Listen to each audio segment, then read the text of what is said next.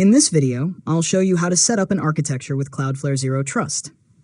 First, log into your Cloudflare dashboard and open Zero Trust. Next, create or select the organization you want to use. Now go to Settings and configure an identity provider, such as Google, Microsoft, or another supported login method. After that, open Networks or Access, depending on your setup, and connect the private applications or networks you want to protect. Next, create an Access application and enter the hostname or application address users will access. Now create an access policy that defines who can connect, such as specific users, groups, or email domains.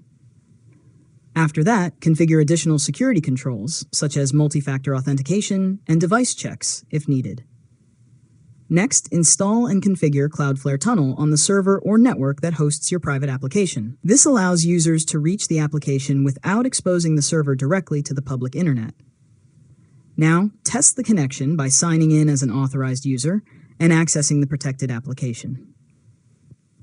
Finally, review your Zero Trust policies and logs to confirm that authorized users can connect and unauthorized requests are blocked. And that's it. You've successfully learned how to set up an architecture with Cloudflare Zero Trust. If you found this tutorial helpful, make sure to subscribe to Learn Mode Lab for more tutorials.